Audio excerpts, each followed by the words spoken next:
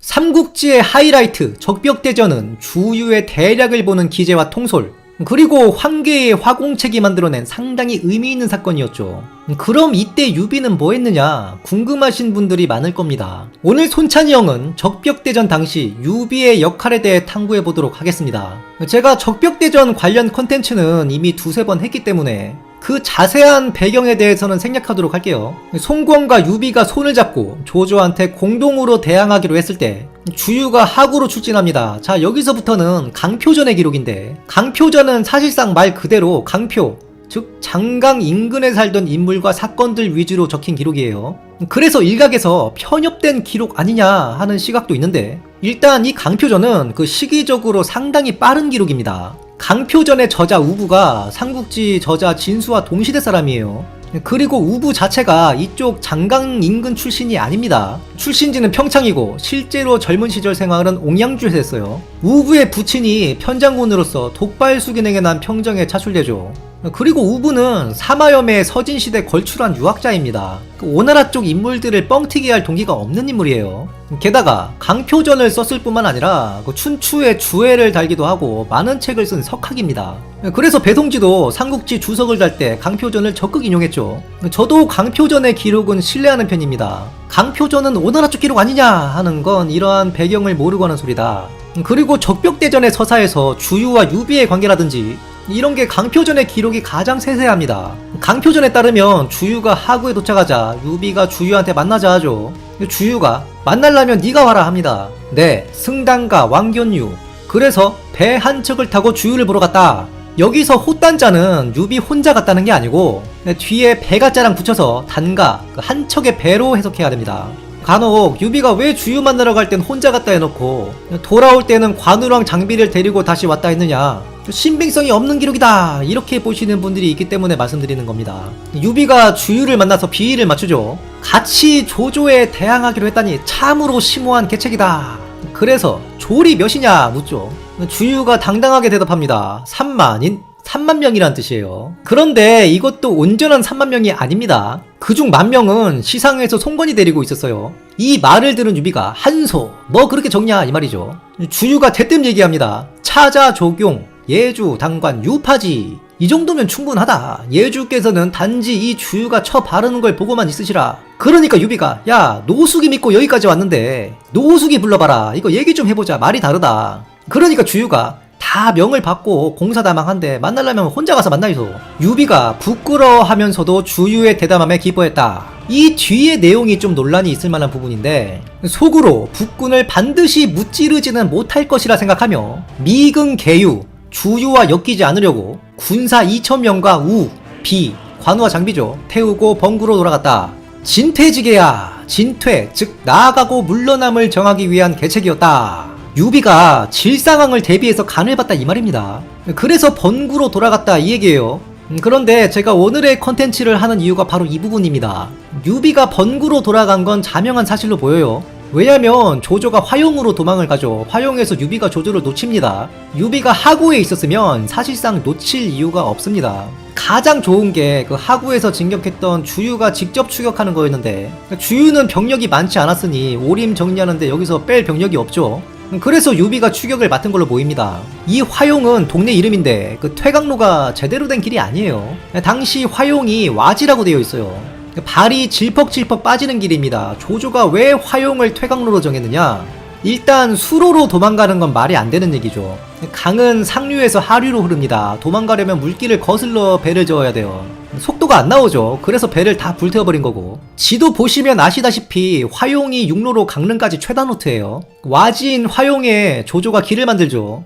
장병들한테. 여기서 장병들은 살아남은 형주군이 아닐까 추측해요. 배도 다 잃고 육로로 도망간 형주군들한테 길을 내라 합니다. 방법은 풀떼기 같은 걸 뽑아서 늪을 메우는 거예요. 그리고 늪을 메꾸고 나서 그냥 그 병사들을 기병대가 밟고 지나가 버립니다. 기록에 병사들이 말에 막 깔려 죽었다 되어 있어요. 사실상 형주군이 여기저기서 총알바지한 거죠. 이런 작업을 하는 시간 동안에도 유비가 따라잡지 못한 건 유비가 하구가 아닌 번구에 있었기 때문이에요. 번구에 있다가 그래? 조조군이 도망간다고? 야 연장 챙겨라 한 거예요. 게다가 조조가 퇴강로로 화용을 택한 또 하나의 이유가 있습니다. 여기에 현성이 있는데 이 현성이 형주의 보급창이에요. 도망가다가 현성에서 말들 건초도 먹이고 병사들도 먹고 쉬게 하고 할 거 다 하고 도망갔다 이 말입니다. 그러면서 조조가 갑자기 껄껄껄 웃으면서 한마디 하죠. 이것 봐라, 유비의 계책은 항상 뒷북이다. 왜 화공을 쓰지 않은 것인가 하면서 강릉으로 튀었다 되어 있는데, 수분이 많은 와지에 화공은 맞지 않죠. 불이 붙지도 않아요. 그래서 이 부분에 대해서 제가 추측하기로는 현성 얘기하는 거예요. 왜 미리 현성을 불지르지 않았느냐. 현성이 불탔으면 우린 지쳐서 도망도 못 갔다. 참고로 적벽의 위치가 한 4군데 정도로 비정되는데 논란이 있습니다. 제가 지도상 표기한 적벽이 사실상 중국에 관광지화된 공식적인 적벽인데 저도 여기가 맞다고 생각해요. 왜냐하면 오림이 적이라는 건 명확하거든요. 이 오림에서 후한말 당시 그 화살촉 이런 게 유물로 나옵니다. 당시 전장이었다는 얘기죠. 조조가 오림에 보기를 주둔시키고 수군을 그 가까이 대놨다 하면 이 위치가 맞아요. 그리고 조조가 강릉으로 도망가죠. 전술했듯이 조조가 퇴강로를 화용으로 선택한 이유가 오림에서 강릉으로 튀는 최단거리가 화용이고 그 가는 길에 쉴 수 있는 현성이 있으니 이 모든 게 타당하다. 암튼 적벽대전에서 손유연합군 측의 아쉬운 점이라 할 수 있는데 조조가 바로 그렇게 그냥 퇴각할 줄은 몰랐던 것 같아요. 조조가 왜 유비는 미리 불을 지르지 않았느냐 하는 대목도, 만약 주유가 조조와 대치하는 중에 유비가 현성에 불을 질러놔서 미리 청야를 했다면 조조 자신은 골로 갔다는 뜻입니다. 그래서 뒷북쳤다 하는 거예요. 즉 손유연합군한테는 퇴로 차단 이런 작계가 없었습니다. 조조가 퇴각하니까 급하게 추격하기 시작한 거예요. 이게 바로 또 강표전에 나오는 조조가 송건에게 보낸 편지. 적벽의 역에서는 질병으로 스스로 배를 불태우고 퇴각했으니 헛되이 주유의 명성만 얻게 해주었다. 적벽대전은 역병설, 화공설이 치열하게 대립하고 있는데 저는 둘 다 타당성이 있다고 봅니다. 둘 다 근거가 명확하게 있어요. 그래서 제가 스스로 정리하기를 용병의 4대 근심으로 퇴각을 고민 중이던 조조가 황계의 항복을 의심을 하면서도 기대를 했다가 황계가 되려 화공으로 공격해오니 플랜 B로 배를 싹 정리하고 바로 튀었다. 이러면 모든 정황이 설명이 돼요. 그 반대 요지도 보면 화공설의 주요 근거가 당시 위나라 장수 중에 역병에 걸린 장수가 없다. 그러니 화공설이 맞다. 그런데 그 반대로 생각하면 전사한 장수도 없어요. 화공해당의 군대가 그렇게 괴멸됐으면 전사한 장수들이 즐비해야 되죠. 역병에 걸린 장수도 전사한 장수도 없다. 이는 마치 화공설과 역병설을 서로 부정하는 논거로 보이는데 저는 이걸 좀 정리를 한 겁니다. 즉 역병은 조조를 괴롭히는 근심 중 하나였고 황계의 항복이 화공으로 돌아오자 바로 청약 후에 철군했다 보는 게 맞겠습니다. 자, 그러면 유비는 번고에서 뭐 했냐 이 말이에요. 그리고 아까 유비가 군사 2,000명과 우, 비를 태우고 갔다. 유비는 분명 배 한 척을 타고 주유를 만나러 갔다 했어요.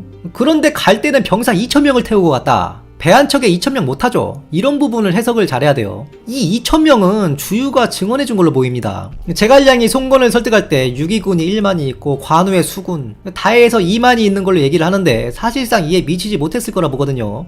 뒤에 합류한 유기의 1만은 온전하다 해도 유비는 도망오지 않았습니까? 애초 유비는 교주의 오고한테 의탁하려 했으니 다 해서 몇천 달이 끌고 있었을 거예요. 아까 지도를 다시 보시면 주유는 유비 말대로 병사가 얼마 되지 않았어요. 그리고 송건의 중군이 시상해 있죠. 만약 조조가 단지 1, 2만 정도의 병력을 돌려서 번구를 점거하면 무슨 일이 생기겠습니까? 주유의 보급로와 퇴로가 끊깁니다. 그리고 조조군 입장에서는 더 많은 전략 전술적인 요소를 취하게 돼요. 뗏목을 만들어서 도하를 한 다음에 하구를 견제한다든지. 확실히 알아야 하는 부분이 아무리 수군이라도 군영은 육지에 세웁니다. 배 위에서 먹고 자고 하는 게 아니에요.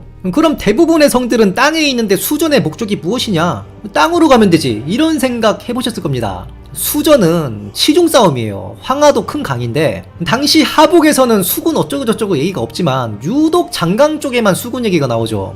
하북은 평지가 많다 보니까 육로로 보급로를 짤 수 있기 때문입니다. 당시 강남은 개발 전이었어요. 산지의 밀림이라 보시면 됩니다. 그래서 그 지역 사람들도 대부분 강가에서 살았던 거예요. 사실 아무리 하북이라 해도 보급을 육지로 옮기는 것보다 수로로 옮기는 효율성이 몇 배나 뛰어납니다. 하북에서도 수로를 보급로로 이용한 기록이 있어요. 조조가 원성하고 싸울 때에도 원성의 부하 고번이 나루를 지키죠. 그래서 조조가 이전한테 야, 고번 때문에 물길이 막혔다고 보고 들었다. 군량을 배에서 내린 다음에 육로로 옮기라 군령을 내립니다. 그런데 이전이 저거 고번을 털어버리면 수로로 옮길 수 있는데 하는 거죠. 정욱이 가능할 것 같다. 고번을 털어버리고 수로를 확보합니다. 즉 배에는 모든 보급물자들이 다 실려있고 수로는 즉 보급로를 뜻하는 거예요. 오림에서 송권이 있는 시상까지 다이렉트로 갈 수는 없거든요. 지도 보시면 밑에 험한 산이 있습니다. 여기 보급로 못 들어요. 즉 번구만 장악하면 주유는 후방에 걱정 없이 조조와 대체할 수 있는 형세고 유비가 그 역할을 했다 보는 겁니다. 더욱이 송건의 일만은 사실상 움직일 수 없는 병력이라 보면 됩니다. 적벽대전이라 하지만 사실상 이 전쟁은 형량주 전역이었거든요. 서청주의 장패가 단양을 겨냥하고 있었습니다. 물론 양주 일대 호족들이 남긴 했지만 송건 입장에서는 그쪽 상황도 주시해야 되는 거죠. 이후 조조를 추격하던 유비가 조조를 놓치고 바로 남군과 형남을 공략하니 주유와 함께 형주를 도모하는 것입니다. 즉 유비가 진퇴의 계책으로 번구로 가서 관망했다기보다는 번구 그 자체가 하구의 배후 요충지로서 누군가는 지켜야 되는 곳이었다. 그리고 그곳을 유비가 지킨 것이다, 이렇게 볼 수 있겠습니다. 참고로 만약에 이때 유비가 하구에 남았더라면 주유와 제갈량이 만날 뻔했습니다. 주유가 유비한테 제갈량도 시상에서 2-3일 있으면 온다더라 말하죠. 그런데 유비가 번구로 바로 돌아가는 바람에 제갈량도 하구가 아닌 번구로 갔을 것이고 사실상 이 둘은 결국 만나지 못했다. 이 둘은 기록상 만난 적이 없어요. 참고로 연희에서 제갈량이 조조군 화살 10만 개를 갈취해온이라 그것도 사실 송건의 일화입니다. 송건이 계책으로 화살을 얻어온 것도 아니고 적벽대전에서 있었던 일도 아니에요. 당시 송건은 시상에 있었죠. 이건 유수구 전투 때 송건의 일화입니다. 송건이 조조 진영을 엿보려고 배 타고 나갔다가 화살에 배가 고슴도치가 되죠. 그 무게로 배가 기우니까 배를 반대쪽으로 돌려서 반대편도 고슴도치가 되겠다, 배 균형 잡으려고 그런 거예요. 사실 송건도 송견 손책하고 비교당해서 그렇지 무력과 백호가 깡패입니다. 암튼 이걸 나간중과 모종강이 갖다 쓴 거다. 오늘도 평화로운 역경로에서 오침 중인 손찬이 형을 관정이 깨우며 이르기를 황계의 통무지정매를 논해보시오. 이에 손찬이 형이 의아함에 물으니 아니 오늘 영상에 황계는 엑스트라로 잠깐 나왔는데 왜 한계요? 유비, 제갈량, 주유는 다 하지 않았어? 손찬이 형이 고개를 끄덕이며 황계는 흑수저로 시작하여 개고생한 인물이요. 그는 적벽대전 이전에 수군들을 잘 훈련시켰을 뿐만 아니라 화공책을 제시하고 직접 거짓 항복의 당사자로 큰 공을 세워 송건이 그에게 호수를 하사하고 황계호로 이름 지었다 하지 않았어? 물론 송건이 사실 호수가 아닌 조그만 지식을 준 것에 불과했던 소문은 있지만 말이요. 또한 무릉만이들과 싸울 때에도 불과 500의 병력으로 공성계를 통해 공을 세웠고 그가 일찍이 도적들을 토벌하고 다닌 현만 9개에 달하고 다만 그는 결국 장군급 지휘관으로 대병을 이끌지는 못했으니 그의 통수는 85를 주면 되겠어. 그러면 무력은 어떻소? 그는 평생 전쟁터만 다닌 무장이요. 여기만 현장 역시 사실상 도의의 임무나 다름없었어. 적벽대전에서도 선두에서 싸우다 화살을 맞고 물에 빠졌으니 이 화살은 적들이 황계를 저격한 것으로 보여.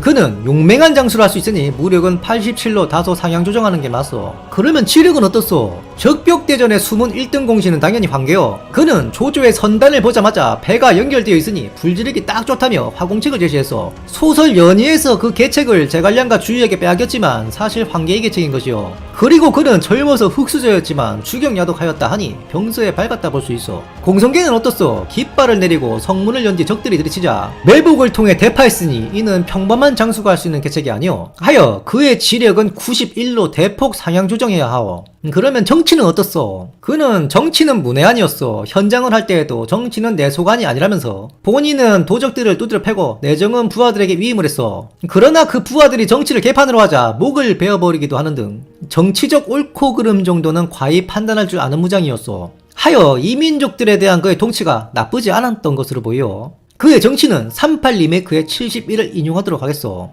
그러면 매력은 어떻소? 그는 적벽대전 당시 일개 교의 신분의 흑수저였지만 주유는 그의 의견을 경청하였고 그가 화살을 맞고 죽어갈 때 한당히 싸우다 말고 구하기도 하였어. 아마 주변 인물들과의 관계는 상당히 좋았던 아재였던 것으로 보여. 그는 대성 호족들이 즐비한 오나라에서 그저 흑수저였기에 큰 칼을 차지 못하였으니 그것이 안타까울 뿐이요. 하여 그의 매력 역시 38 리메이크의 80을 인용하도록 하겠어.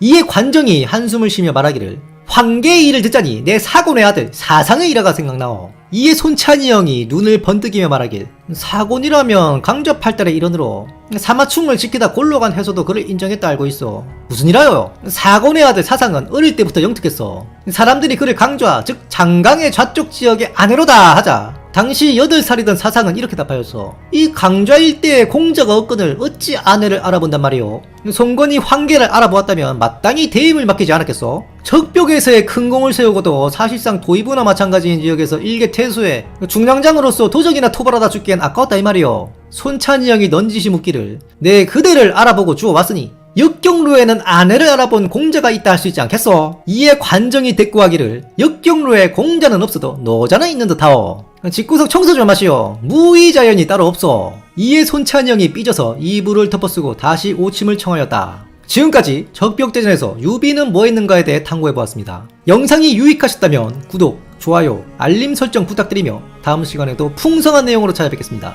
감사합니다.